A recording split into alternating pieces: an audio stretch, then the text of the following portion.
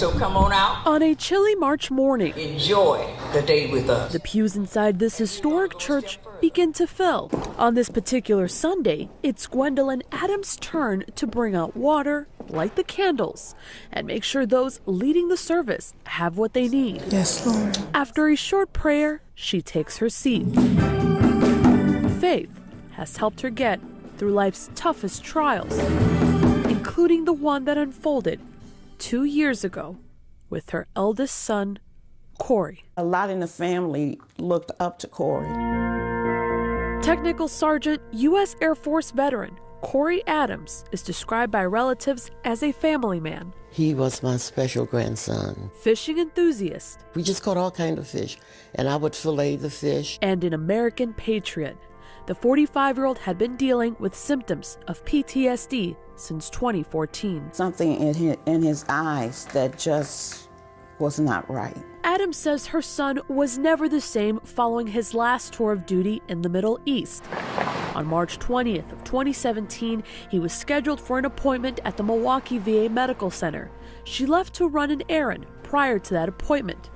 But upon her return, and I thought, something is just not right. He was gone, leaving his cell phone, wallet, glasses, keys, and medication behind. And I said, you know what? I'm calling the police. But help didn't arrive. Corey's father went to the police station to fill out a missing persons report. For an alert to go out as a missing person, you have to have criteria.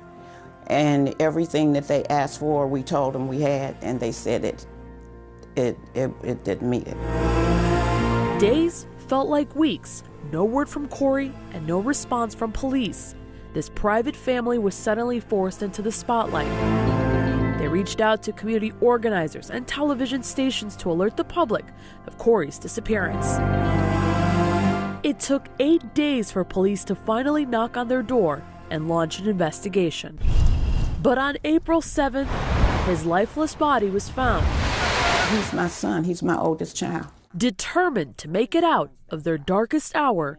And so I said, I have to do something.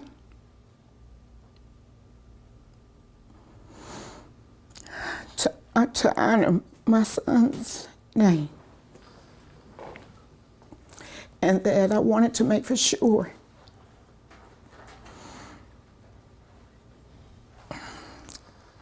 that this didn't happen to another family. They took action. I was just so angry that I knew I need to focus that anger in a positive way. By turning to their legislator. My first thought was that should have never happened. State Senator LaTanya Johnson tells us of her frustration on the delayed search. If he would have went missing during a tour of duty, they would have looked for him. The Corey Adams Searchlight Act was soon drafted. A first-of-its-kind piece of legislation, not just for the state of Wisconsin, but the entire nation. There had to be something that we could do to make up for some of the hardship that his family experienced. Similar to Amber or Silver Alert systems, this bill activates a green alert throughout the state of Wisconsin for missing at-risk veterans. Currently, about 20 veterans die by suicide every day, a rate 1.5 times higher than those who have not served in the military. Believe it or not, it was a bipartisan effort. People signed on from both sides of the aisle. By March 28th of 2018, a year after Corey first went missing, his family witnessed the bill becoming law on the desk of former Governor Scott Walker. Never give up. Even when a tragedy hits, something great can come out of it. Corey's sister advises military families to stay informed on the struggles of post-traumatic stress disorder. I didn't understand it when, he was diagnosed with it. I felt like, oh, he's diagnosed with something, now we know what's going on with him, he'll take medication and he'll be back to being himself. It's a long process. Since becoming law, a green alert has been issued 7 times in the state of Wisconsin. 6 out of the 7 veterans missing were found alive. In most cases, this happened within 24 hours. Now there's a chance the bill will become federal law.